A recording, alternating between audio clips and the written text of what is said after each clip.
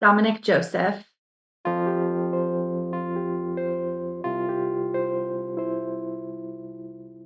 I remember when he was born, we made the decision to hold him. So we got to meet him, tiniest little detail. But I remember that he has the exact same nose as my husband does. So we talk about that to this day. Welcome to Still a Part of Us, a place where moms and dads share the story of their child who was stillborn or who died in infancy. I'm Winter. And I'm Lee. We are grateful you joined us today. Please note that this is a story of loss and has triggers. Thanks to our lost parents who are willing to be vulnerable and share their children with us. If you're listening to this podcast, just know that on our YouTube channel there are pictures and videos that are related to the stories that are being shared. Subscribe and share it with a friend that might need it and tell them to subscribe. Why? Because people need to know that even though our babies are no longer with us, they're still a part of us.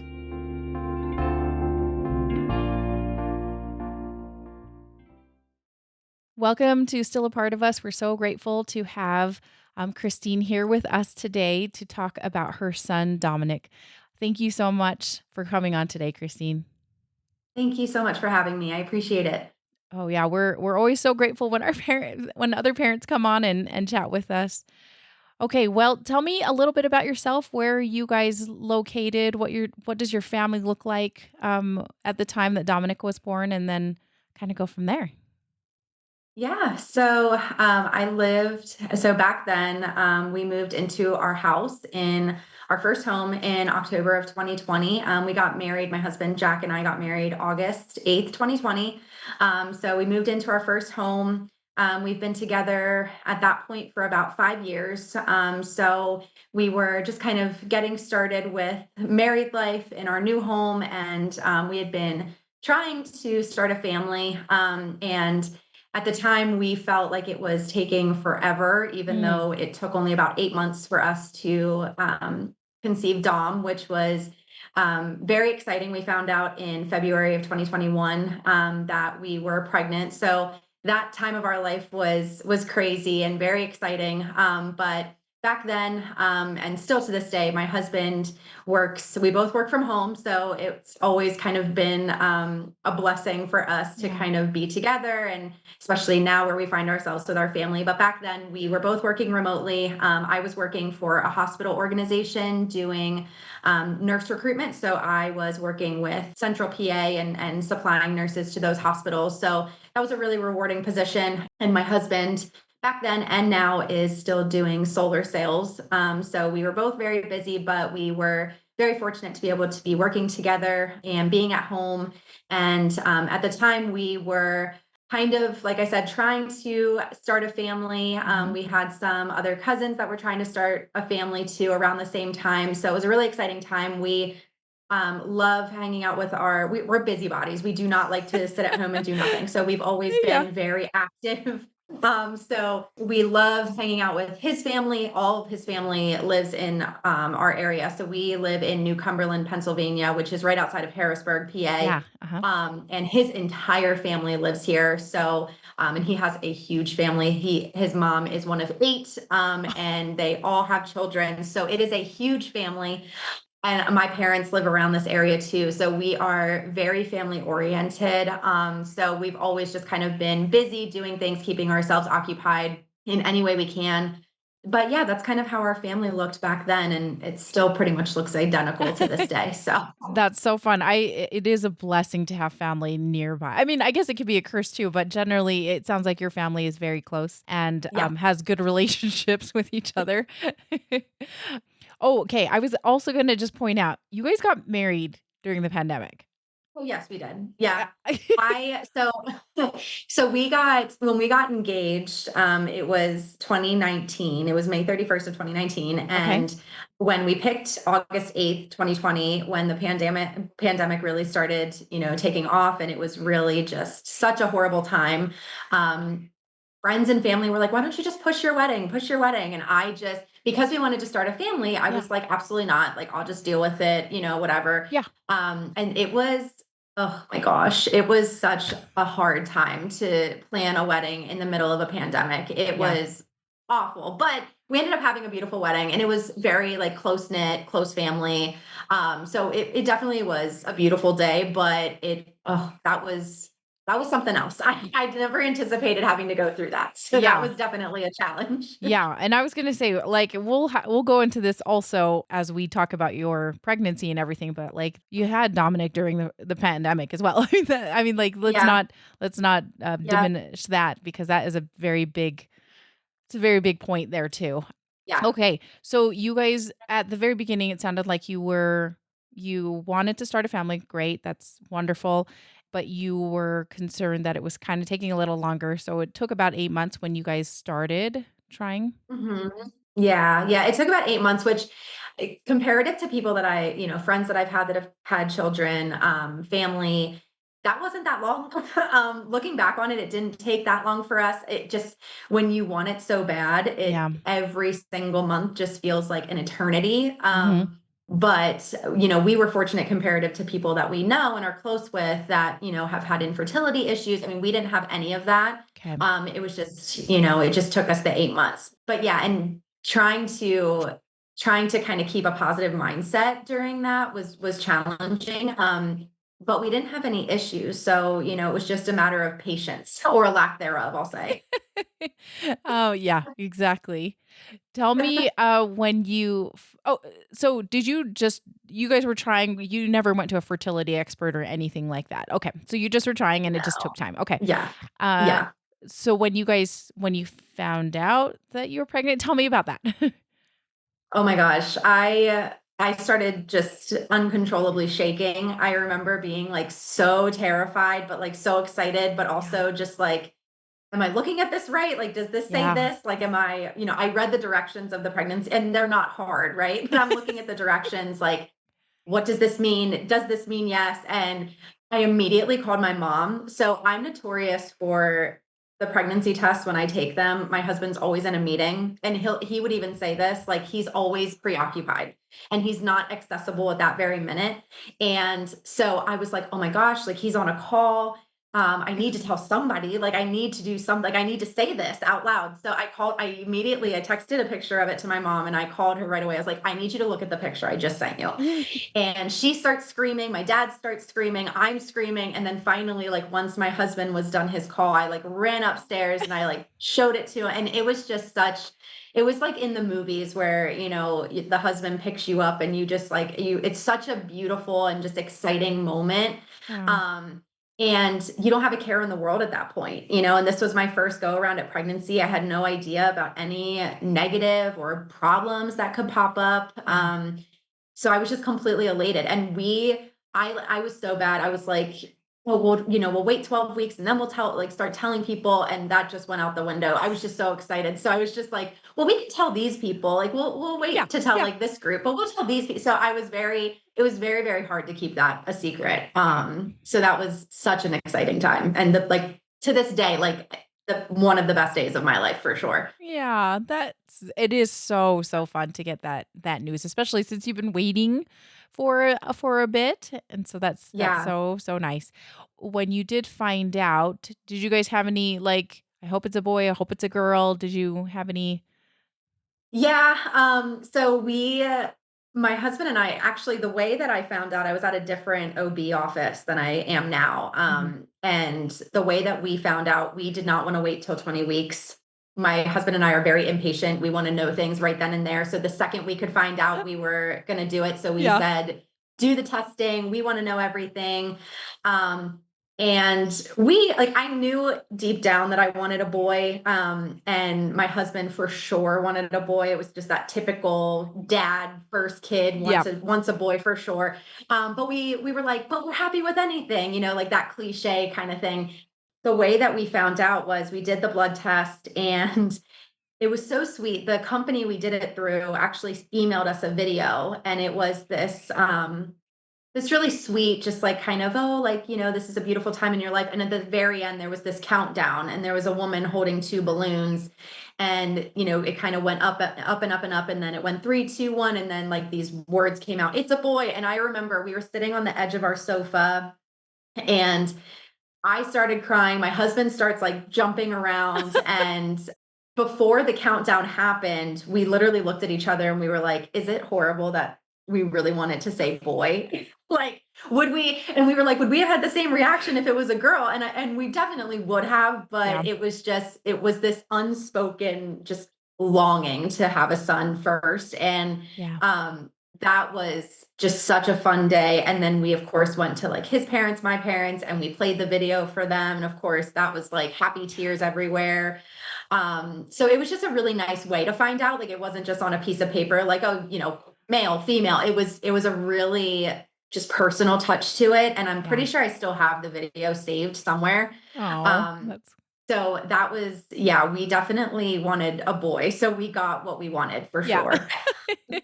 And when was that? I think you can usually do that around 8 weeks, can't you? Get that genetic testing done or We got the it done with Dom, we got it done, I think around 14. Like I think Oh, I got okay. the blood work around 13 weeks, and then we found out when I was 14 weeks pregnant. Gotcha. So really quickly. I mean, again, for me, the weeks went by so slow waiting to like get to that point. Yeah. But in retrospect, really fast, which I will never wait till 20 weeks. I just can't. I don't have that in me. That is so great. At least Yeah. you know yourself. Okay, and Yeah. then did you guys start thinking of names then for Yeah. Yeah. So we threw around a couple names. Dominic actually wasn't on our radar at all. That was actually, I come from a very Italian family. So my Oh, dad's name is Joseph. My brother's name is Joseph. So Joey is like the name. yeah. And my dad was kind of being funny, throwing around some like really Italian names like Stefano and all this stuff. And we were like, absolutely not. but, Shooting that um, down. but he brought up Dominic, and we just both kind of looked at each other and we're like, yeah, that sounds Oh, good. Like we liked it. It was just such a strong name. yeah. And it was just kind of one of those things where we heard it and it just clicked and it made sense. We had thrown out around a couple names that were just really different that we were kind of like, yeah, like we like it, but we don't know if it's the one. And then when my dad brought up Dom, we couldn't really put that out of our minds. To honor my dad, I was like, okay, well, Dominic Joseph, that flows really nice. That's a good, Nicely. strong name. Totally. So I still to this day am obsessed with that name. I loved just the way that it looked, and yeah. So that was kind of just one of those. We heard it and it just clicked, and that was the name, and we knew that pretty early. Mhm. So throughout my entire pregnancy, I would say once we found out it was a boy, I would say within a couple weeks we knew that Dom was the name. So that was just That's what you just we called had him. smooth sailing. Yeah. Yeah. That's a big deal too. Like finding a name is tricky. Yeah. Yeah. One of the hardest things I think we have ever gone through Yeah. is trying to name children. Yes. So Christine, when you found out pretty early that you were pregnant, did you end Mhm. up going with a traditional OBGYN? How did that look with your care? When did that start for you? Yeah, so I went to my OBGYN that I'd been going to for years prior, just for regular checkups and things. So I went to that same office when I was pregnant, and my experience, honestly, up until I found out that until I started experiencing problems, I didn't have an issue with my OB. So I did go to a traditional OBGYN Yeah. and was just seeing that OB doctor. I didn't really have like a set doctor, which is something that I think jumping ahead, I would advise people to do is to go to the same person Mm, because I was just kind of seeing whoever was available, and no one ever really got to know me. I just was kind of this person on paper. yeah. So I really think that that's important, but I didn't have issues. My pregnancy was super easy. So my Good. OB visits were super easy, and I never really had to go outside of that office. So I had really an easy experience with them. Again, pretty much up until I found out, I started experiencing some issues. Yeah. When you would go to your appointments though, would your husband Jack come with you? Was he able to? Because that's once again we're in the middle of the pandemic, so there were a lot of rules at a lot of different places. Yeah, so at the time I was allowed one person, so Oh, okay. obviously he would come with me, which was really one of the things we had thought about that was scary to us was, come delivery, I knew that there were women that couldn't have anyone Yeah. in the hospital, and Yeah. I couldn't imagine going through that, whether it was an easy easy birth or not. I can't imagine not having my husband there. But Yeah. we were fortunate enough that every OB visit, he was there. Every, maternal fetal medicine appointment, he was there because it was our first experience and, he really wanted to be a part of it. So it was nice to be able to experience that together, even though there was a pandemic. We Yeah. were able to still share in those moments together instead of me going home and being like, oh, look at this. So I feel fortunate that he was able to be a part of that, especially in the time we were in. Oh, yeah, for sure. That is like a huge blessing. Yeah, I have Yeah. talked to a number of women who have had very different experiences from that. So that's a blessing. I can't even imagine. No, I yeah, can't imagine. I don't want to imagine I that. couldn't That do would, it. yeah, I know. I was Yeah. like, nope, I'm not strong enough for that. Okay, so then you're clipping along. Are you feeling okay? Any morning sickness symptoms or anything like that? I was never nauseous. I never got sick. I never had headaches in the very beginning. Yeah. I never had an issue. My pregnancy, I said this during my pregnancy with Dom. I said I would not know I was pregnant unless, like, if not for gaining weight and seeing the belly. Like I Yeah. would have never known.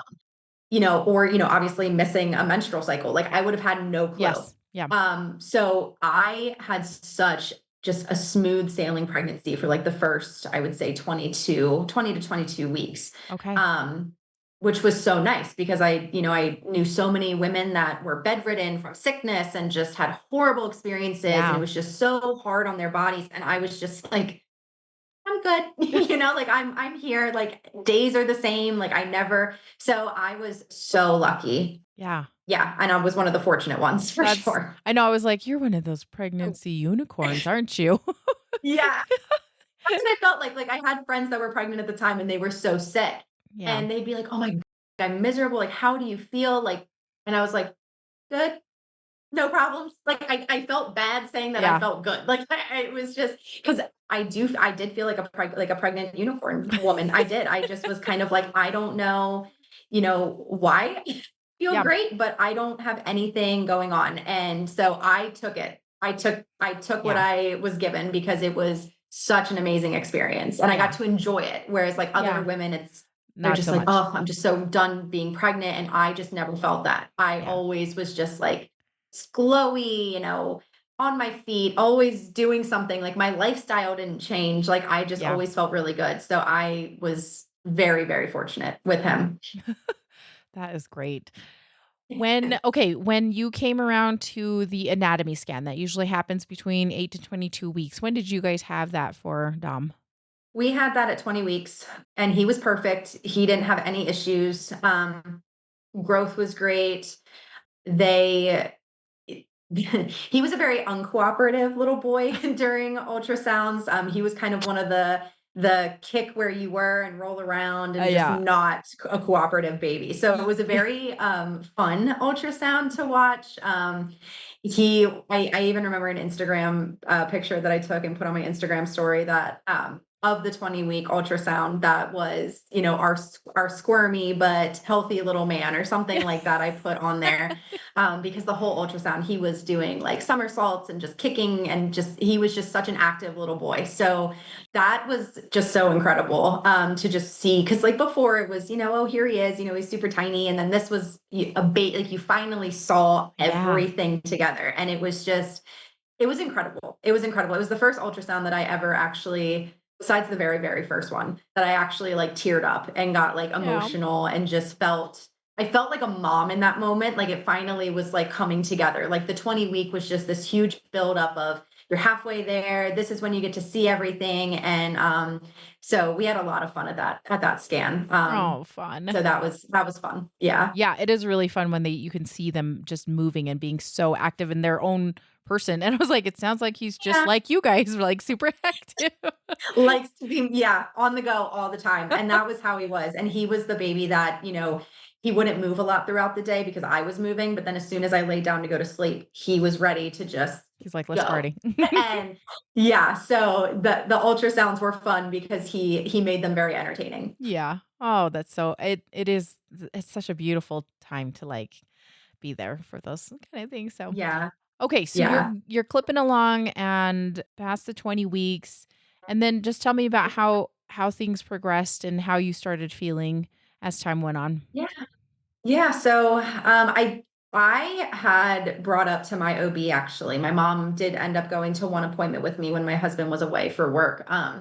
And we had brought up that my birth mother had preeclampsia, severe preeclampsia with me, Oh, um, okay. when she gave birth to me. So she had Yes. it in the typical time frame, which was at 40 weeks Okay. and right when she was laboring. And I started when I first, if I back up, when I was first pregnant, when I first found out, went to my first checkup, Mhm. my blood pressure was always low. I always was like a 90 over 60 type of blood Okay. pressure. Okay. My whole life, that was always my blood pressure. And I knew that there were going to be changes, right? Like I knew my body was going to start showing some, differences in Mhm. normalcy because it's not normal what I'm going through. Yep. I'm going through something different. But around like, and I can't for the life of me remember what appointment this was. It was after the anatomy scan. It was somewhere between 21 and 23 weeks. And I went to my OB and I said to her that I was just had some concerns. My blood pressure at that appointment, and I had been taking it at home and Oh, I okay. wasn't taking baby aspirin or anything. No one told me to take that. So my blood pressure at that appointment was like 135 over like 80. Oh, And that was high for me. yes, I was gonna say, Now that's not high typically. I mean, that could be kind of normal, but, like, if you are not that normally, then that is quite right, high. right. So, and then I was experiencing severe swelling in my feet, my ankles, my legs, my hands, my face. Like I was just, and I know, and again, there's a certain level of, I hate this word, but normal. Ye I don't like to use that word anymore because those are the words that were spoken to me before I found out that Dom had passed away. And I will not use that term anymore for women because I just don't think that that's fair. I think there are ranges, that are looked at, but I don't think anything is normal. I think that every woman needs to advocate for herself. So I just like to yes. preface that because that's something I didn't do at that point. But I had raised the concern about the increase in blood pressure. I had raised concerns about the swelling. Mhm. I had this very odd headache that was not like a bad headache. It was very, very almost not noticeable, but it would just sit in the back of my head and it Mm. wouldn't go away with medication. So I brought that up. Then I re-mentioned to her because I had told her that my birth mom had preeclampsia, but before I even got pregnant, I had disclosed that to them. And I said, I asked a question that, to some people they might think is stupid, but again, I didn't know any better. I said, is there any tests or anything that we can do to see if I am at risk for preeclampsia, if I have preeclampsia? And the answer I got, she was very condescending and she was like, "Well, I don't even know what you're trying to ask me." And I said to her, I was like, "Well, like because they didn't give me any information on preeclampsia. They say they don't give it out until about 30 weeks gestation. But I knew what it was because I Yeah. obviously, my mom had told me about my birth mother. So Yeah. I said to the doctor, well, like what I'm asking is, I told you about my birth mother. Like, I don't know if this is something that's like genetic that like, am I going to get it or have it because she did? Like, I'm just trying because I was just trying to get information. And she said, well, your urine protein levels are fine, which I know is an indicator that they look Yeah. at. And she said, and your blood pressure needs to be 140 over 90 in order to be flagged.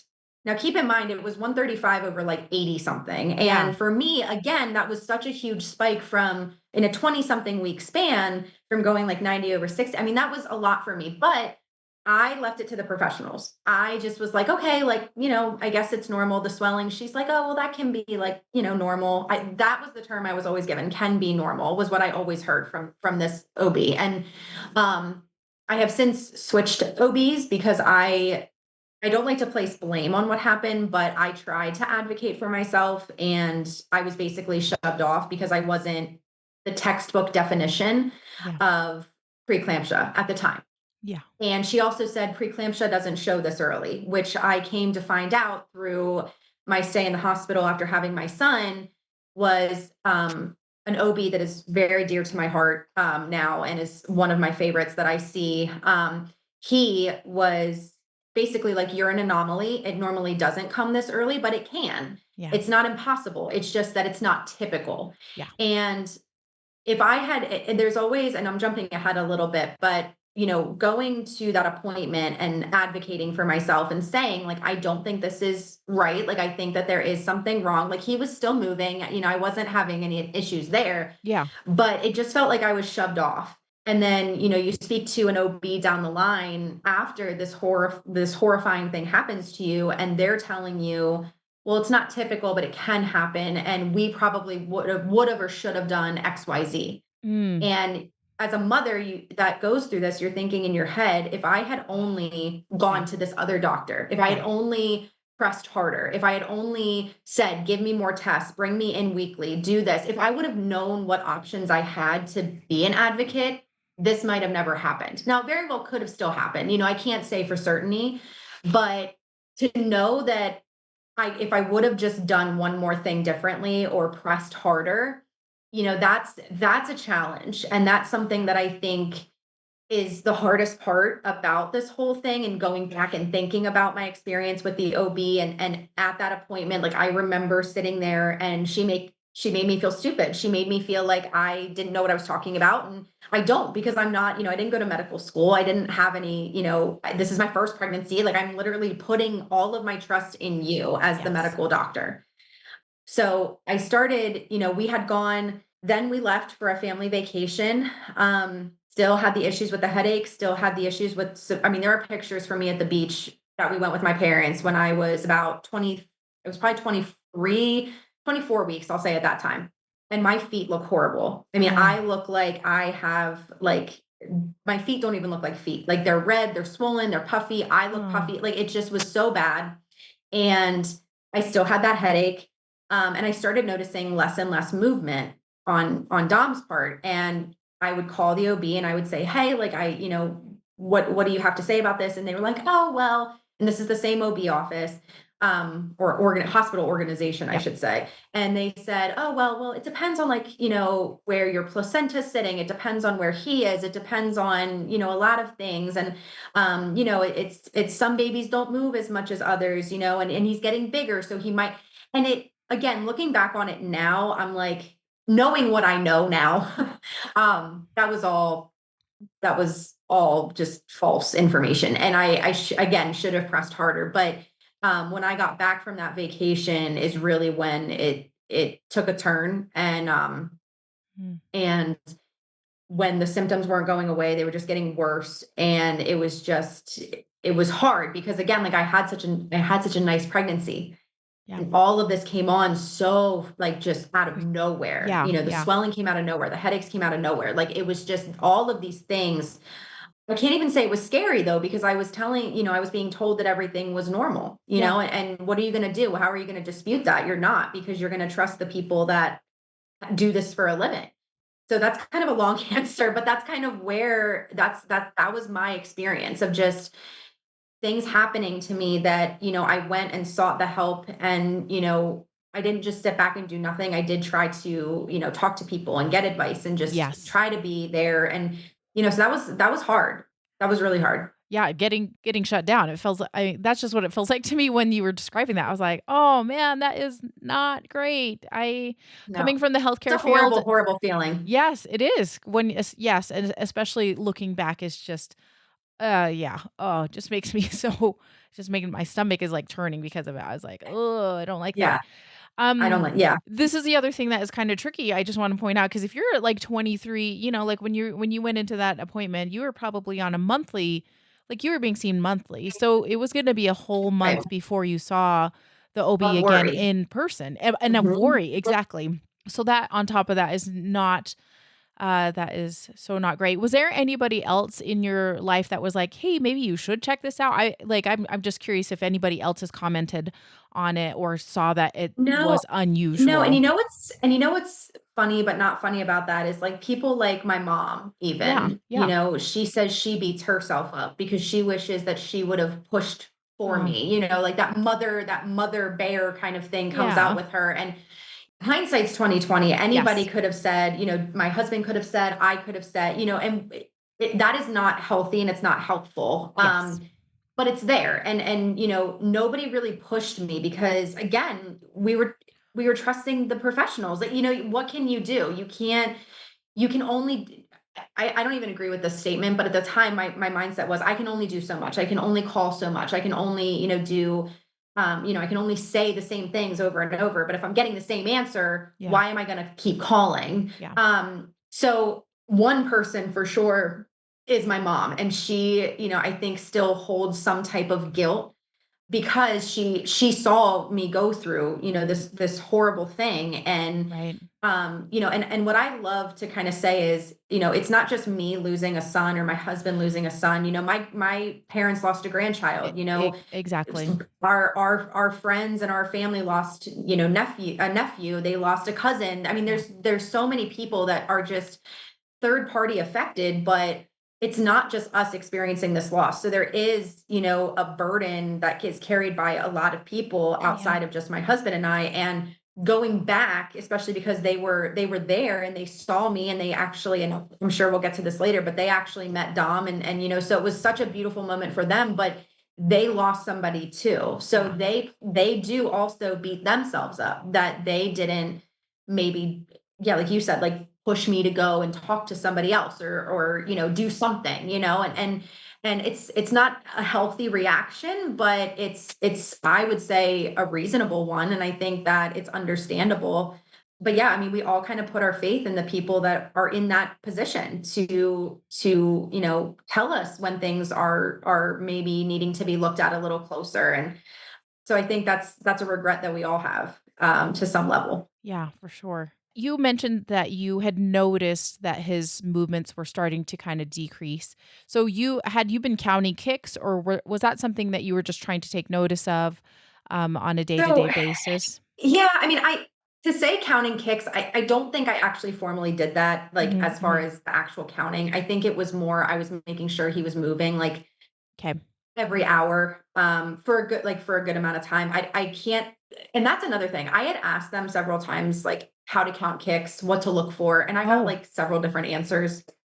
So it was kind of one of those things where it was exhausting because I didn't know how to necessarily go about it. So yeah. I was reading online and I was trying to kind of so I would read things that's like, as long as they're moving every hour, like you're good, or, every 30 minutes, like or when you eat, when you drink things, like drink something sugary, like those kind of, like old wives' tales that Yes. you do to try to get your baby to move. And again, like I do beat myself up because I should have said, he moved a lot more even a week ago. This is going down, but I can't change that. But I did try to monitor it. And when I was really concerned, like I would call Right. and they would, and they would give me those roundabout answers and I would kind of get off the phone. My husband would be like, "What'd they say?" And I'm like, I don't even really know. They didn't really tell me. I thought if something was wrong or they wanted me to get checked or something, that they would say, if they were concerned, they would say, "Come in." And they never did. So I figured, okay, it can't be that bad, It's like fine. It's I fine. just the ignorance is what kind of sits with me and is where I have a hard time moving forward because it wasn't intentionally being ignorant. It was just a lack of knowledge and a Yeah. lack of exposure to things and just a lack of the appropriate medical help. And that's a hard thing. That's a hard pill to swallow because a lot of that you can kind of see both sides of it. You can see where, you as the mother should have pressed, but you can also see where the other people should have stepped up and they should have done more and they should have, not looked at me in such a black and white, Yep. two-dimensional thing. It should have been this is a person, this is a human being that is carrying another human being. Like we need to take things and, ease her mind, at least like bring her in, give her an Yeah. ultrasound, do Yeah. something, Something. and that Yeah. never happened. That never happened. Oh. So, it's a that's a hard thing even 2 years later. It's a really hard thing to remember and to think about, and it just brings I'll use the word anger because it is. There is an anger in it, and just like this resentment and this feeling of just complete hatred toward them. Yeah. Yeah. And I'm not a hateful person, but this is my son. This is somebody that we were praying for, we wanted for so long, and you didn't really help us, and Get him here we safe. Yeah. didn't you didn't go above and beyond. You did your job description and you went home, and that's what's hard for me. And I'm sure is hard for not just me, but also my husband and Oh, our yeah. whole Your family. family. Yeah. Oh. Okay, so you were going along, you noticed, after that vacation, Lots of swelling still, the headache is there, movement is decreasing. So what happened after that? Did you get to a point where you asked them to be seen, or were you back at your next appointment? No, so when we got back from vacation, it was probably, I'll say roughly like the 19th or the 20th or something like that of Okay. July of Mhm. 2021. And my best friend Melissa, who is actually a nurse in Pittsburgh, she was over for a weekend that following weekend after we got back. So it was the 25th of July, which is the day that will be the darkest day of my life for the rest of my life, Yeah. because that is when we found out that my son Dominic had died. My husband was actually out with friends. He was golfing, and my friend Melissa and I were hanging out for the weekend. It was kind of like a girls' weekend type of thing. And my husband was, he had gone in the morning to go golfing. But as my friend and I were sitting in my living room, I said, I haven't felt Dom move at all today. And I remembered feeling him like maybe the day before, but not a lot. And so I said, I'm just gonna call them and just see what they say. And again, like I went into that phone call thinking these people are just gonna tell me it's normal, it's fine, whatever. Yeah. But I said, I'll just call. I'll just see what they say. And this was the first and only time they told me to come into the hospital to go to the L&D unit to get an ultrasound. And I said, okay. And I tried to remain calm. And I was like, my husband was gone. I wasn't driving myself to the hospital. So my best friend was leaving that day, but she was like, well, let me drive you. Like, let me Okay. drive you. We'll call Jack. And like, if we need to call Jack, we'll call Jack and he can come or whatever. So we're on our way and I start sobbing in the car. And I actually started laughing because I'm like, oh my, like I'm being so ridiculous. Like everything's fine. I'm just being over dramatic. Like I'm going to be sitting at home tonight and I'm going to be like, he's fine. And it's just going to be like, why'd I go, crazy over this? Because that was the mentality that had basically been instilled in me because I'd always been told everything was fine. Yes. Um, so I was like, oh, everything's gonna be fine, but I was severely nervous. I think there was a part of me in that moment that just that knew but didn't want to know that I knew. Like I think I was defensing myself. My brain was trying to protect me and give me any ounce of hope to hold on to. It's so insane because in that moment, that day, when I was in the moment, I didn't know what was going on.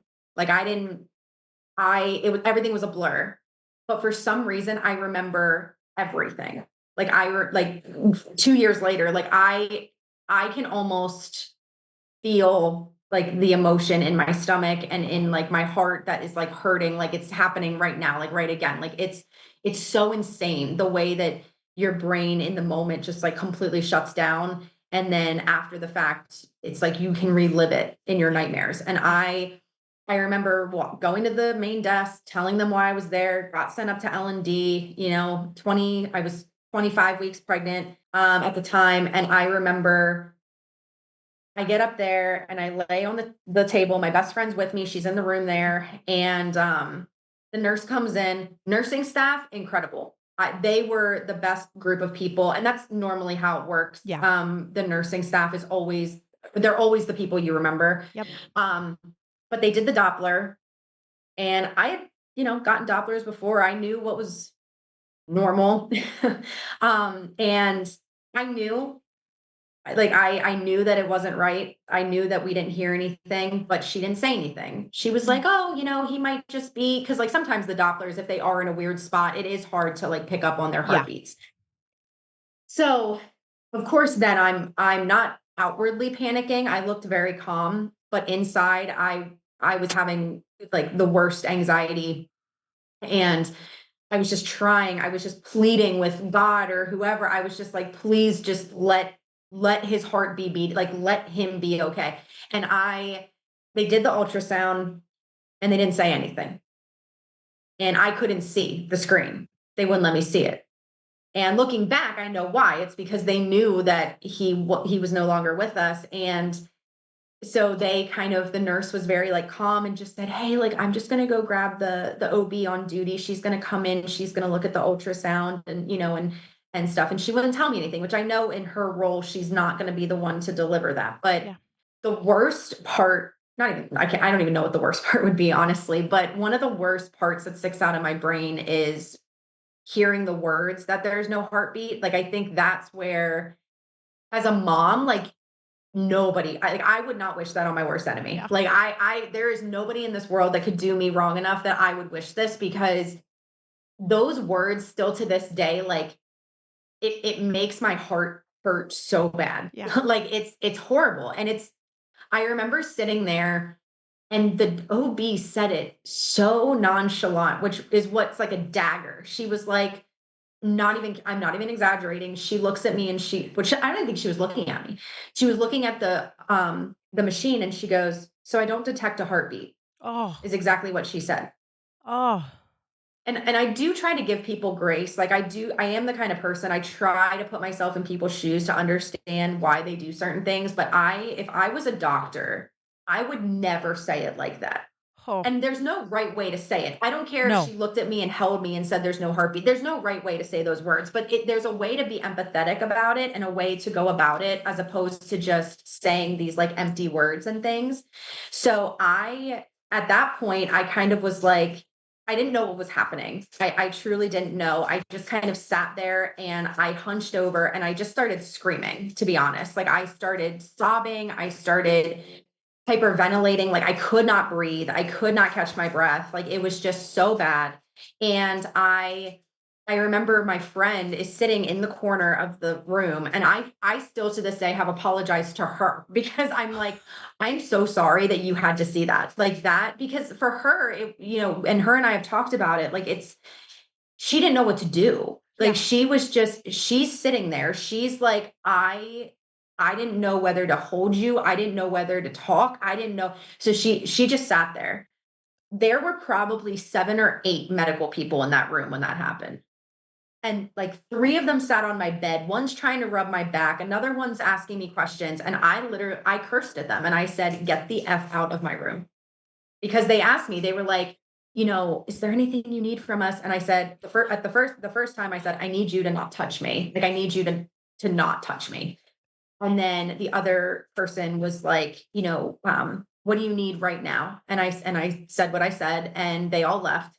And I'm not usually like that. Like I normally can hold it together, but in that moment, like there was a part of me that was just non-existent anymore. And I was just kind of like, you know what? This is absolutely not a time where I need these strangers around me trying to console me when I was just very nonchalantly told that my son was gone, and Yeah. I immediately just I couldn't believe it, like I was sobbing and I was just hysterical, but I there was still a part of me that like didn't believe it. Yeah. And the worst thing was they come in a few minutes later and they say another OB has to come in to confirm it. So I had to go through another ultrasound for them with another OB to confirm that there was no heartbeat. So again, I had to hear those words a second time. The doctor was like, "Yeah, I'm confirming I don't detect a heartbeat on the ultrasound."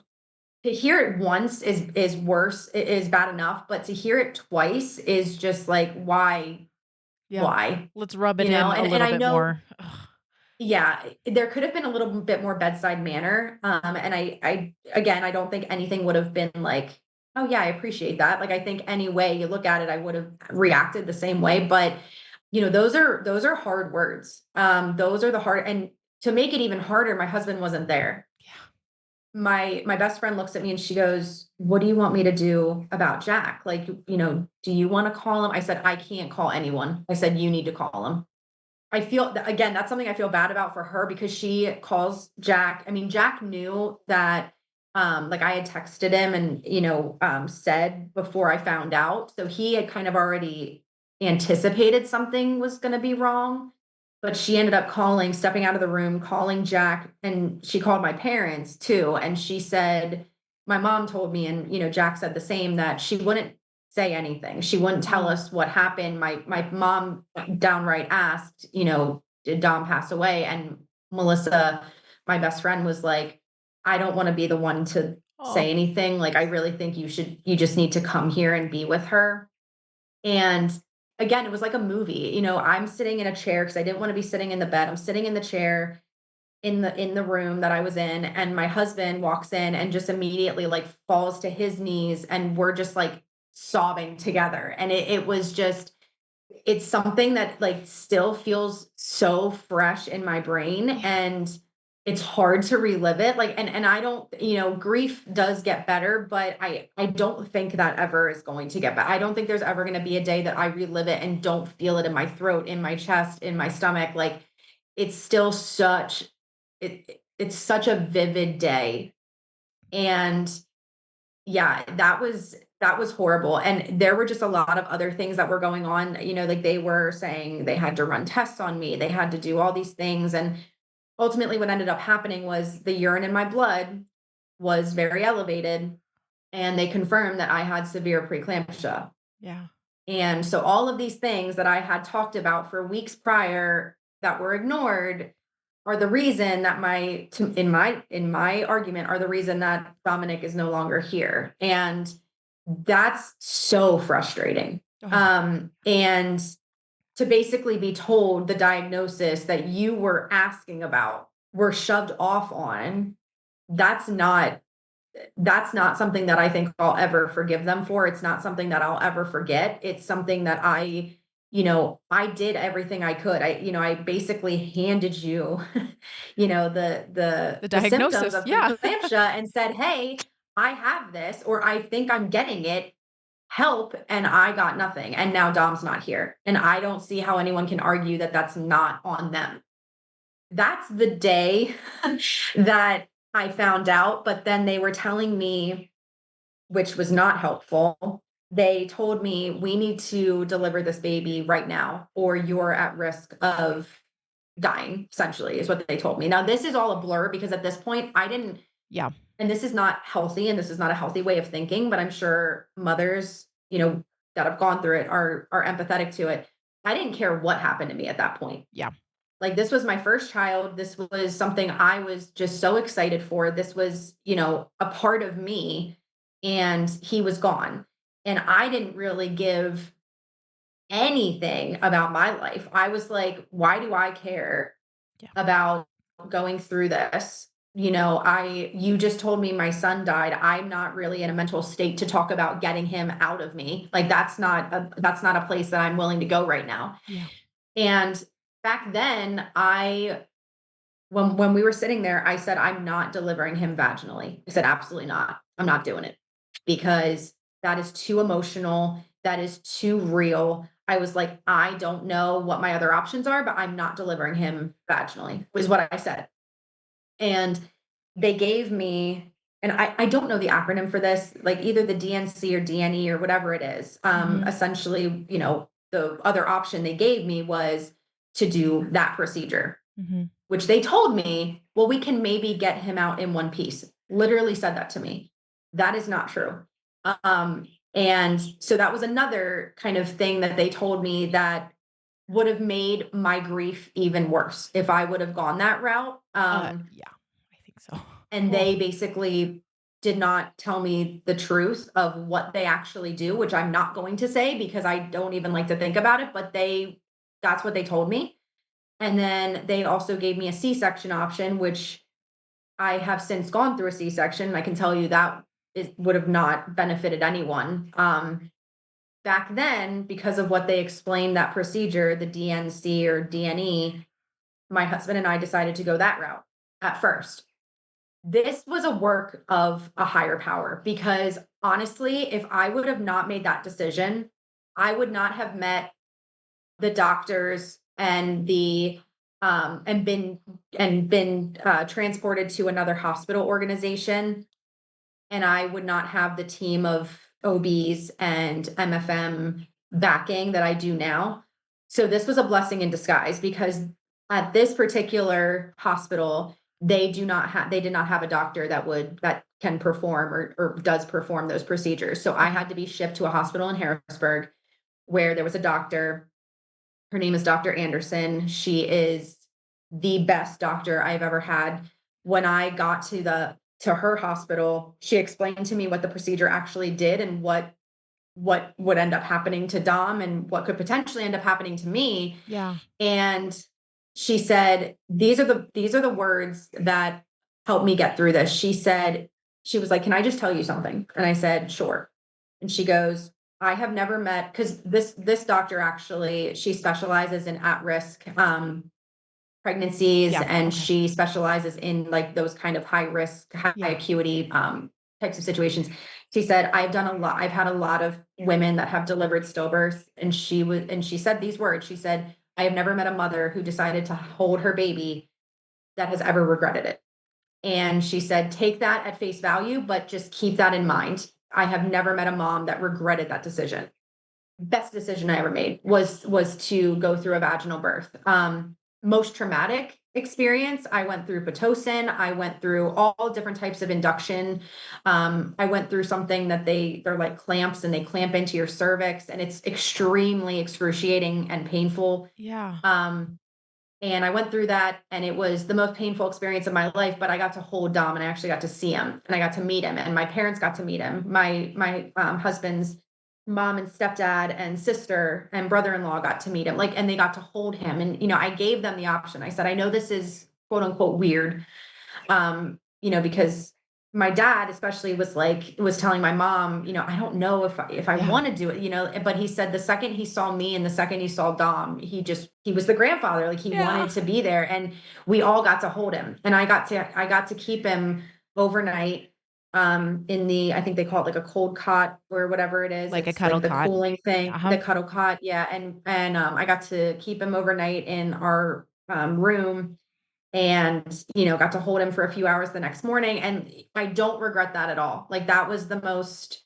traumatizing, but I think at the same time beautiful experience to have with him, especially through everything I went through, like the 25 weeks of pregnancy, and just like having such an easy pregnancy and being so excited. I didn't want to walk out of that hospital not ever seeing him, and I think that was over a span of 2 days. So I found out he passed away on July 25th, and his birthday is July 27th. Okay. And that was the most terrifying 2 days of my life.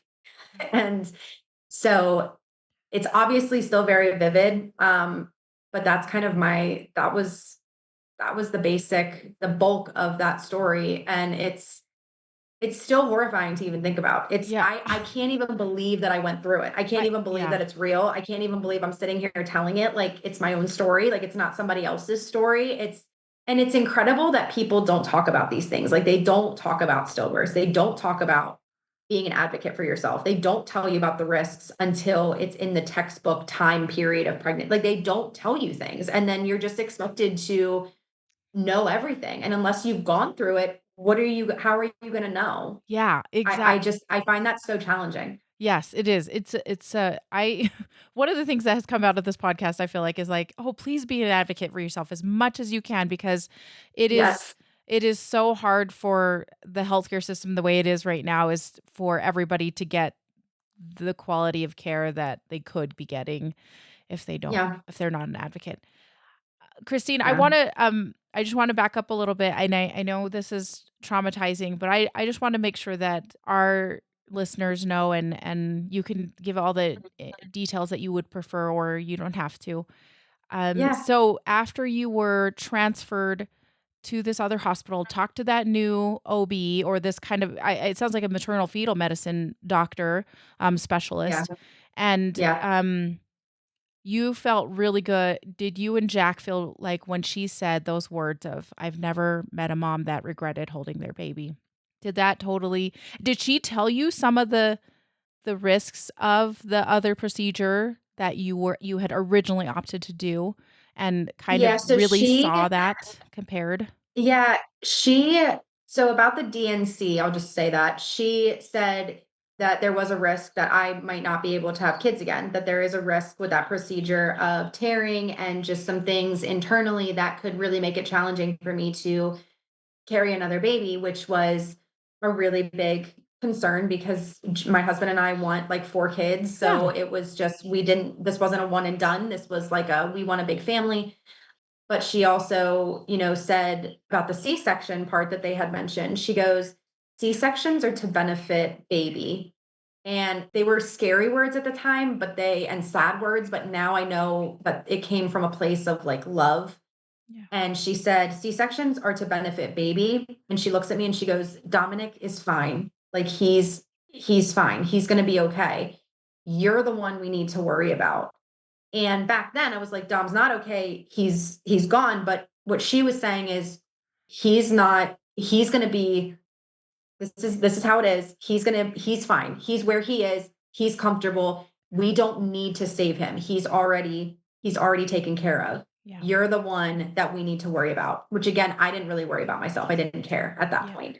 So that's kind of where I just really felt confident in what she was telling me. And I appreciated the transparency because part of the whole thing was I wasn't being told what I needed to be told. Like I was being told, like, oh, we can maybe get, this done and he'll be okay or, whatever. And it just that wasn't the truth.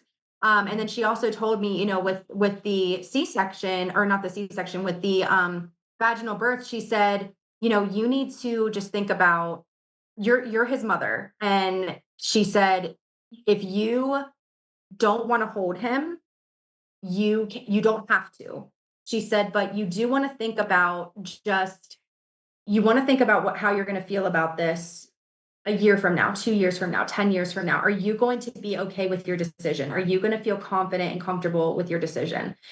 And back then I didn't know how I would feel, like I couldn't imagine how I was going to feel the next day, let alone how I was going to feel 10 years from now. Yeah. But she said, you're still going to give birth to your son. He's going to come earthside. You're going to be able. And she's like, but if you don't want to hold him, that's okay.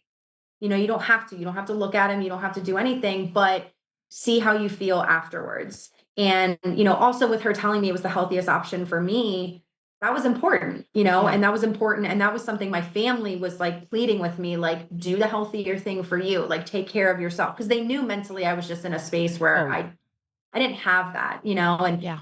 I didn't care. But my husband was pleading with me, like, you need to just like think about you and Dom's fine and everything's gonna be okay. And we'll figure it out once he's here, what we want to do. Again, it was the best decision that came out of a horrible situation. But she was very thorough. She would not, she told me, I will give you as much time as you need to make this decision. She was not pressuring me. She was not like the other organization. It just felt like go, go, go. We need to get this done. And it wasn't, there was no grace period for me to even begin to think about what I was even going through and what they were even asking me to do, which was decide which way you want your son to be delivered. Yeah. And that's never in a million years would I have even known this happens. And so Dr. Anderson was the angel that was given to us. And like she was our beam of light in such a dark situation. And she was our knowledge base. Like she was where we asked all the questions, where we got all of our information. And even though we didn't like hearing any of the answers she was giving us, at least we knew we were getting honest answers. Exactly. Yeah, that's exactly what it sounds like, where she was just like, I'm going to lay it out the way she's seen it. And it sounds like she's had a lot of experience and was able to come at it at a different angle than maybe at Yes. the other organization you mentioned. Yes. Okay. And then so you guys got started on Pitocin because you're only at, 25, 26 weeks. And so your body's probably not quite going into labor, right? No contractions, no nothing. Okay. I was completely normal pregnancy, no progression. I think I might have been like centimeter dilated or something, maybe Yeah. 2 centimeter. Like they needed to get me to, like a 30-week spot Right. Right. and extremely painful. And any mom that's gone through that, they deserve the biggest kudos in the world too, because it is not an easy feat at Yeah. all. It is so hard.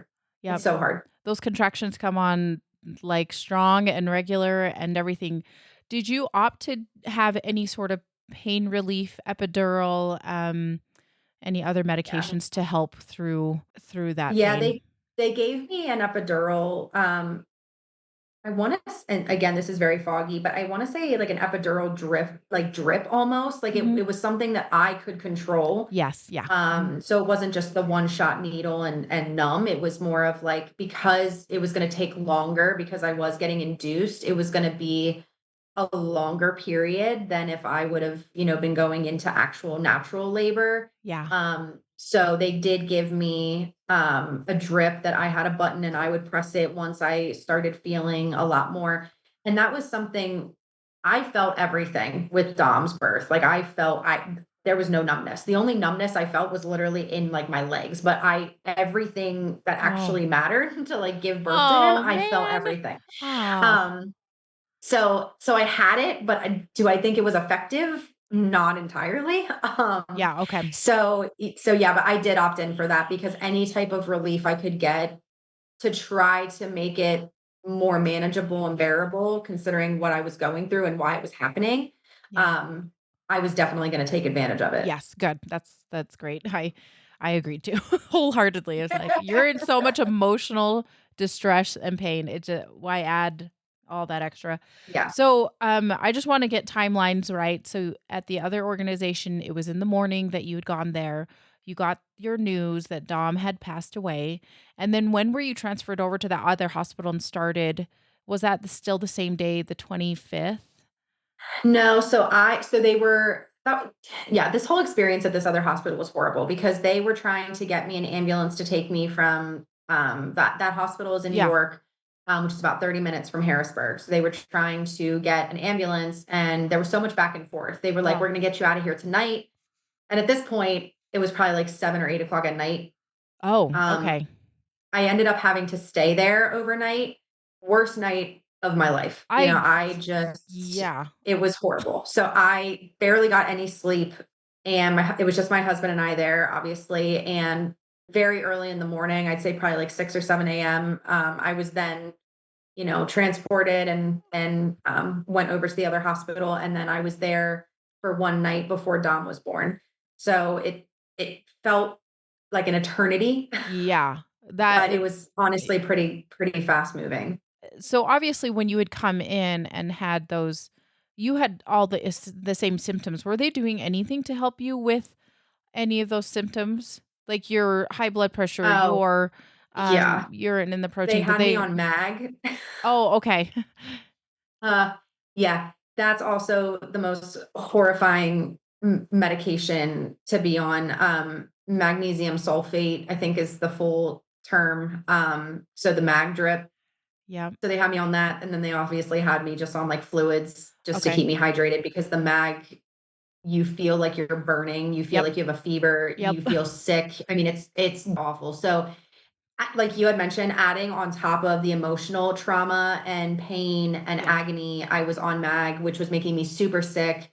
Forget they gave me some type of medicine at the first hospital that actually made me get sick to my stomach and I was actually vomiting. And Oh. I forget what that was for. That's the thing.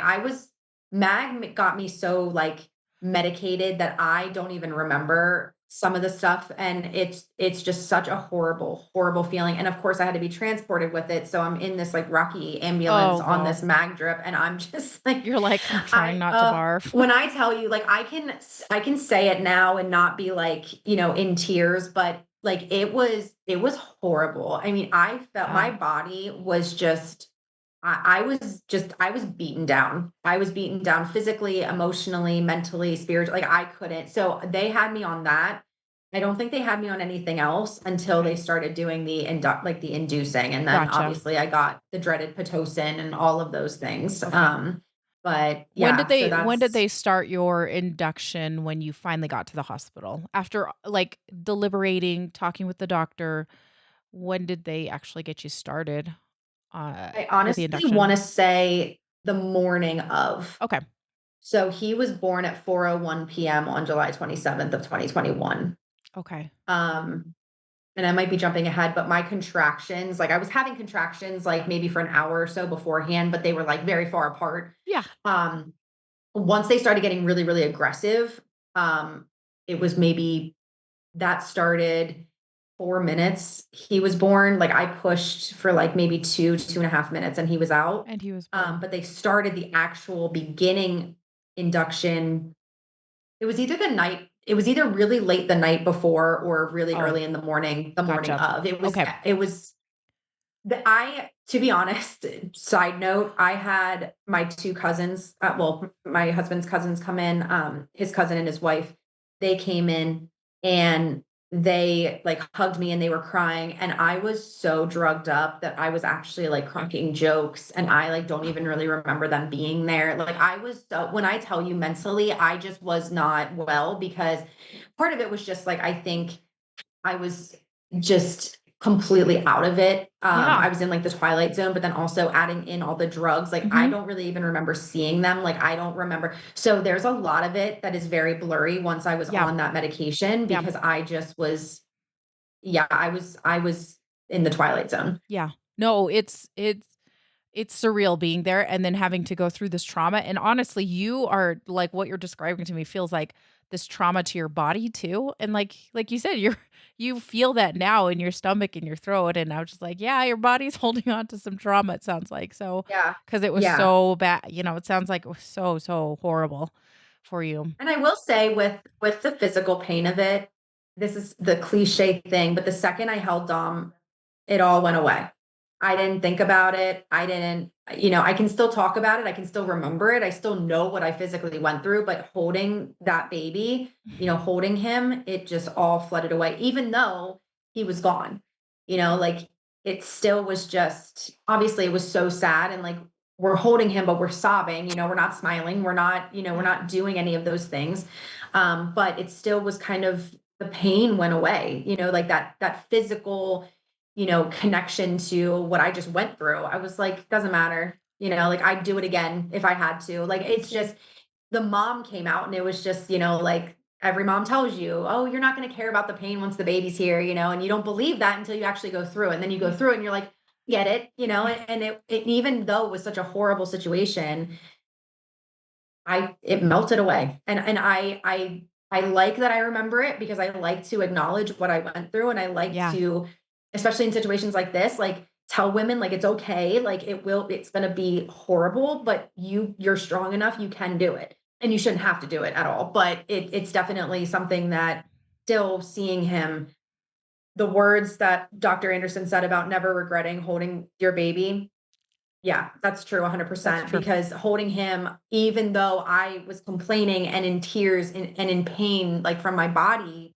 trauma, I didn't care about it after that. So that just like speaks volumes to motherhood, no matter how the story ends, I feel like. Yeah. Yes. Amen to that. Well, I do wanna ask, like, when you started pushing, when you were, actually giving birth to him, and he was born about 4 o'clock in the afternoon, sounds like, on the 27th. So Jack was there, I'm assuming. Were any, like, was your mom and dad there? I mean, who else was there to be, there? Was it just you and Jack and the I staff? think, so this is gonna sound so bad. I want to say my mom was, Yeah. I know Jack was there 100%. I mean, Jack was the typical dad at my Yes. shoulder. I'm Yes. like, telling him, I can't do this, I can't do this. And, he's like trying to coax me on, like, yes, you can, yes, you can. Um, my mom might have been there. If she wasn't in the room, she was like right outside. Yes, yeah. Okay. Because I definitely wanted, she might have not been in the room, because I do remember us having a conversation. She wanted to be in the delivery room. Like this was way before any of this happened. And I was Yeah. like, absolutely not, just me and Jack. But I think given the situation, so family was very close. They, Okay. they were in the hospital, Good. but Jack was right by my side, and we had quite a few nurses and people Yes. in there. So it felt normal. Like it really did. Like the progression of it, like there was like a minute where I almost forgot that like what my situation was. Like the process just felt so much more, it didn't feel like a stillbirth. It felt like I'm going through this, I'm doing this. And there was almost a second where I like forgot that I wasn't gonna have him after that, and like, Yeah. and that was a very like hard realization to like hit after the birth, because I put in all this work, and not that I didn't have anything to show for it, but that's what it felt like. I didn't have anything to show. Yeah, So that's yeah, that was an interesting moment. yes, that is the way you said that is like, I didn't have anything to show for it. Yeah, because you wanna show off yeah, it's like, this is the end product, everybody, Yeah, and yeah, nobody gets to really meet him except for a handful of close people, and yeah, that yeah, is heartbreaking right there.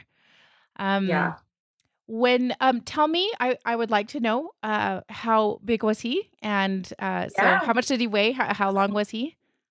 Yeah, so he was oh my gosh, what was he? He was 1 pound, 12 ounces, and he Oh, was 14 inches. So oh, he was a little peanut. yeah. He had normal looking, 10 fingers, 10 toes, he had like little dark hairs on his head. Oh, He had my husband's nose, which my yeah. husband will never let me live that down. So he looked just like my husband. Um, and yeah, he was just like this perfect little bundle of just a Yeah, teeny tiny baby. yeah. He just was it just was normal, like it just looked like our son, just like a very smaller version. And so yeah, he was tiny, but it was not what I was expecting. I think I was expecting smaller, maybe. I don't know what I was Oh, anticipating, like something to look different or abnormal or like not. And it wasn't. He looked like he would have looked if we gave birth to him, in a normal setting. So yeah, and we did get like his first handprints and his footprints oh, and, good. like his birth weight and everything. And, on those little certificate things. So we still have that to go off. And, so that it was really, even though it was very, very sad, it was the best decision it was the best outcome out of a terrible situation to be Yes. able to have the knowledge of how big he was and what he looked like and just have that to hold on to, to have a piece of him like that. Definitely rewarding. Yes. Did you guys have any preferences? Did you want like after the birth, did you guys have like did you want to do skin to skin? Did you or have them wrap them up? What did you guys want to have done actually? Yeah. So I'm pretty sure what happened is they brought him over. I think they weighed him and stuff, and then they wrapped him in a blanket. They put a hat on him. Then they gave my husband was over there with him, Yeah. like in the side of the labor and delivery room, and like was there for that part. And then the nurse brought him over to me, and then I got to sit and hold him. So we we didn't. I don't think skin to skin would have been something that I mentally would have wanted to do to myself. It's a beautiful thing, but I think just having him to hold and look at, like was Was enough great. for me. I think for me and my husband at that point, we probably would have been a little bit too sad to do Yeah. that. But he was only wrapped in a blanket. It wasn't like he, had clothes on or Yeah. anything. So Okay. there definitely was a skin piece to it. But yeah, it was just really nice to be able to have a physical connection to him. Yeah. That is wonderful. Did you guys do any pictures? Was anybody able to come in and have pictures Yeah. taken? Yeah, we used Now I Lay Me Down to Okay. Sleep, which is an amazing organization. Yeah. It was free.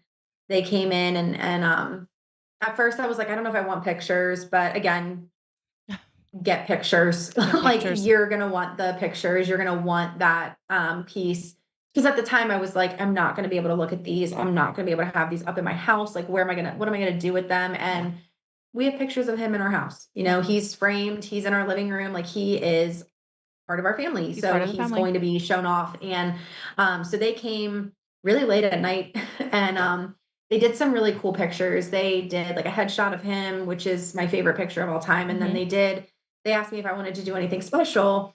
And I actually took my wedding ring and my husband's wedding ring, and I forget how they positioned it, but Dom was essentially holding Oh, like our rings together. And then they do like, like little stuffed animals, and they yeah. had things that like he touched that we kept. And Oh, then good. there were two pairs of them. So one pair would be with like one part would be with us, like it Yes. would go home with us, and Yes. Dom, it would stay with him. So they did pictures with like a bunny and, some other cute little things. So we have those. And it was kind of intimidating because I was like, is it gonna be weird like having a picture of, my child that unfortunately wasn't living? And I think it kind of still is to me, like, it's still a little bit like Mhm. of a jerker of just emotion, but it's also just so nice to have. Like, Yeah. it's just such a nice, like, memoriam to have of him and just have those things to, like, go back to, because otherwise you just have what's in your head, and sometimes that's not enough. So, Yeah. so they were amazing. They came in and they sent us the pictures, and I got printouts of everything, of Oh, course, good. and, they did a really, really nice job. So I I would recommend that to any family going through it, because my mom has pictures, all the family members have pictures, and they cherish them just as much as we do. Oh, good. Yeah. It's a grandson, it's a Yeah. cousin, it's a yeah, it's there he's part of the Yeah. family. Yeah. And, so you guys were able so he's born at 4, you kept him for it sounded like about 8 hours, is that right? We kept him till like 9 a.m. the next day. Oh, So 9 AM, we had okay. him for Oh, a good. while. Yeah, good. Yeah, we had him for a whole night. So I did get to sleep and I like slept with like my arm like in the cot with him and like Yeah, my husband, was on in the chair because of course they don't have beds for yeah. husbands. So he's in a chair sitting there and so there's pictures of like me asleep with my hand there and then like pictures my husband took of like me and him just kind of Oh, like candidly and but yeah, we kept him for a while and when it came time, my husband was the one that was pushing for us to like, you know, and not like it's not hard to do it. Um, it's definitely like I have been doing so good not crying. Um, that was probably, I think, just the most challenging, I'll say. yeah, Um, but we wanted him to, and I think this was like a question, we were trying to find out like what happened.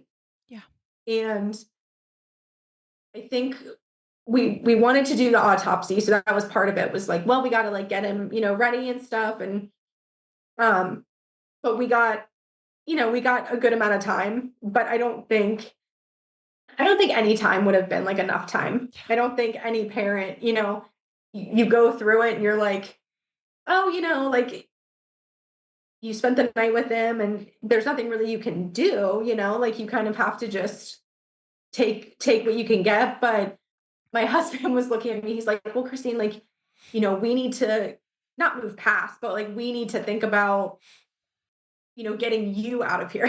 So like again, like my whole mentality even to this point is like I didn't care about I mean, I didn't want to be in the hospital, but like I didn't yeah, want to leave the hospital because that's where he was. Um, my husband was like, it's 9 o'clock, like we should probably like, make that move and make that decision. And we did, and that was hard. And I had, they placed me on the maternity ward, which I'm not entirely sure why. So I actually stayed in the maternity wing, yeah. Oh, in like a very, very front room. Like I was not in like the bulk of the room yeah. or anything. Okay, okay. But I did like have to experience like babies crying and the nursery was right there. So that was just an added like, you know, kind of jab, I'll Mhm, say, mhm. because they didn't have another area that was designated for women that have gone through this, Yeah, which I think is something that again, like doing things like this and bringing awareness to it, I think is so vital because being in a maternity ward, I got told congratulations twice. And hearing the words congratulations in that instance, I wasn't gonna, argue with these people. They were more of like the housekeepers and like yes. the dietary people. And Yeah, but I had a fallen, I don't even remember if it was a fallen leaf or something on the outside of my door, which basically was yeah. the determination of this mother has experienced a loss. And that wasn't paid attention to. That was my only negative experience was being Mhm. told congratulations when I had nothing to be congratulated for. So that was really hard. So when and that was after he was gone. So they had taken him away, and I don't know where they went with him or what that looked like, but they ultimately had to, get an autopsy done for him. So that was kind of the reasoning for I think me saying, okay, like it's okay to take him, and stuff like that. And that was very, very that was a hard thing. Yeah, Like outside of everything else that happened, yeah, like you sit there and you think like, you know, when I was pregnant and I was at the first hospital and even when I was at the second hospital, I still had him with me. Like he was still in my belly, he was still with me. Like I didn't have to face the reality of like giving him to somebody, yeah. Whereas like once he was born, then okay, like I got my time with him and like I just was trying to soak that in. So then when it came to the reality of, okay, we have to take him somewhere, it wasn't like a take him to the nursery, it's a take him. Take him and Um, not see him for, yeah, yeah, a time. yeah. So, and I can't even remember who was there. I want to say it was just Jack and I.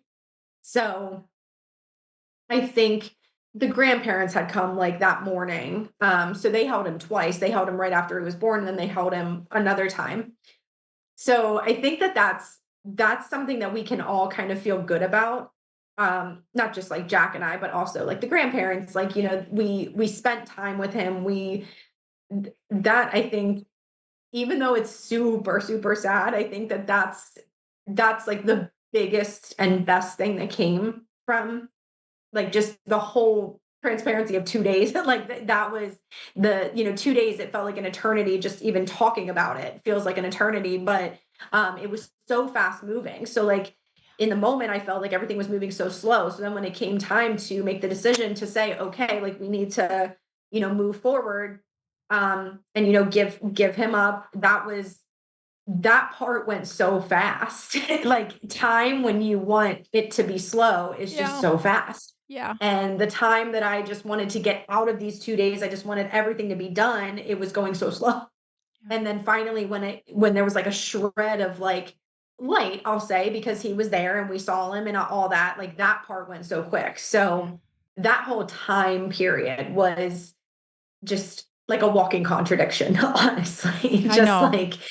yeah, it's such a hard thing to like even comprehend. Like Yeah. time is just such a hard thing to comprehend. But in that moment, it was so hard to get enough time, get time to pass, but also get enough time with him, and like that was just a hard thing. But ultimately when we let the nurse take him, we were hoping that we would get some answers, in the weeks Yeah. following as to like what happened and get some clarity. And so it wasn't like he was just leaving and they were just doing whatever they do.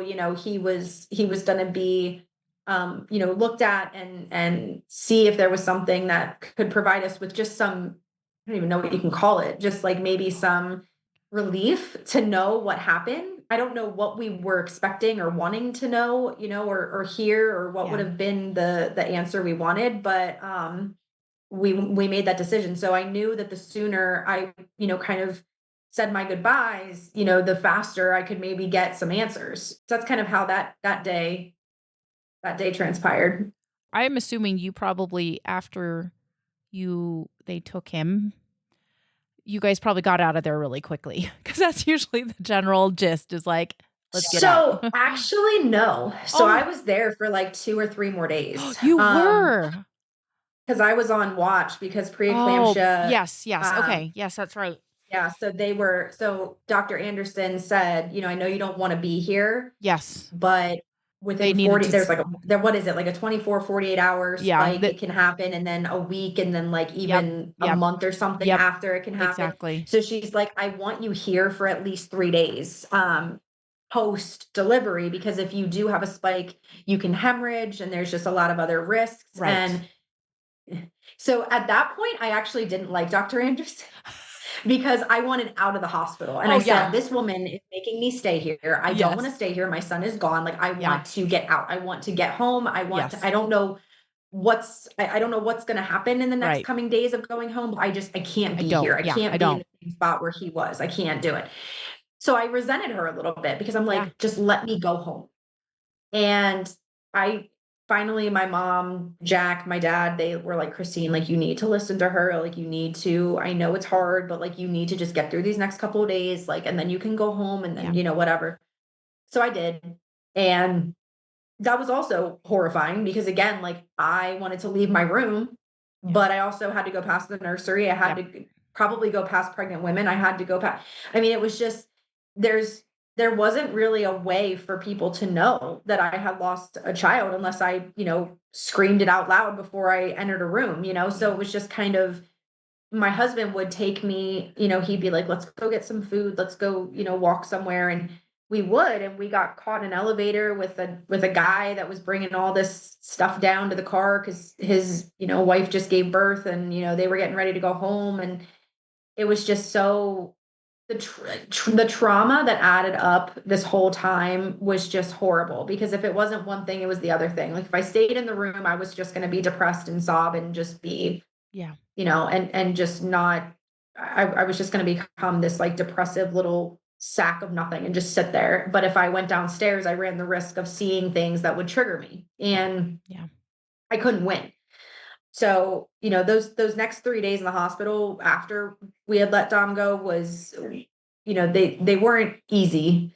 They were hard, and it was just this constant battle of like, when am I going to get out of here? When's the next time I'm going to hear or see a baby? And that was challenging. And I don't give enough credit to to my husband, because it wasn't just me, but he was the one that had to go and take care of our dogs at the house. He was the Yeah. one that had to go and run and get things. And he was constantly seeing these triggers too. And it didn't even cross my mind, because I was like, I gave birth to my son. I did, I went through all this physical stuff, but he was the one that was there and was actually experiencing, watching me be at high risk for not surviving, but also seeing his son, and like, and having to still kind of take on the caretaker role of Right. like other responsibility. Husbands don't get enough credit in these Nope. situations. Yep. Um, They they saved really us. don't. They're Yeah. just kind of expected to be there, and it's all about the mom, and not that it shouldn't be focused on the mom, because you are going through the physical part of it, but the husbands go through the same pain. Yeah. Like they're still watching someone they love go through this. They're still losing someone. They're still being affected in those ways, and that's kind of where it took me, a couple of days to realize that. But then now looking back, I'm like, I can't imagine being in his shoes, like I can't imagine, being him and seeing me go through this, or, experiencing the loss himself. So, Yeah. um, so I got to It's give a shout out to the husbands, yeah. because it's not easy. It's not No. easy either. No, it's totally not. Um, yeah, husbands are the best. Yeah, they are often ignored, and they just are, they're our rocks, I think. Lee was a rock for me while we were going through this. So, yeah, same thing. It sounds like Jack for you. Yeah, Um, for sure. so when you finally were given the okay to go home, you went home. Did you guys make plans for either a burial or a cremation of Dominic? Um, Yeah. what Yeah. We, what was the plan on that? we, yeah. So we were back and forth about what we wanted to do. Okay. Ultimately, what we decided was we were going to cremate him, Okay. and keep his ashes with us. So that was done. Now, obviously, we didn't get him until after his autopsy was done. Yeah. We learned nothing from the autopsy. In fact, we never At all. even got a call about the autopsy. And when I asked the doctor, she basically said if they found something, we would have heard something. It was, kind of like if they found nothing, It was just going to they didn't be. really say anything. Yeah, it was just kind of assumed. So my doctor had essentially told us, we can say with fair certainty that the preeclampsia is what did it, but we're Mm, not necessarily sure like how long, or like, what was happening to him, which I think was hard for me, because I'm just praying that he wasn't in pain, or, yeah. like suffering at all. Like that's the part that I think is hard for me not having an answer. Is I don't really, not that I don't care, obviously I care, but like No. I don't, it's not, I'm not looking at the big picture of, he's gone. I understand that he's no longer here, and I know that he passed away, but in the manner that he did, that's, as a mother, what's troubling, because I'm just praying that it happened. Did it happen quickly? Yeah. Like, was it something? So we never really got an answer. So that is something that just is kind of gray in our minds. Mm, But we did opt to keep his ashes. Now we, come from a Catholic family, so mhm. we decided to bury him. But we did keep, the urn that we got. There was a little bit left over of his ashes. So, the funeral director that, Jack's mom is friends with, gave us. I had purchased a little urn with a Mhm. saying on it, from Amazon, and he was like, I'm just gonna put these extra ashes in here, and you can have Oh, those. yeah. Okay. So we did, and we had like a very small, like, burial service. We had just like his mom and his stepdad, his sister, his brother-in-law, and then my parents. And he's actually buried next to my husband's dad. Oh, My husband's dad passed away in 2013, and he had, a plot, and he had room next to him. So Dom, I think, is, it's my yeah.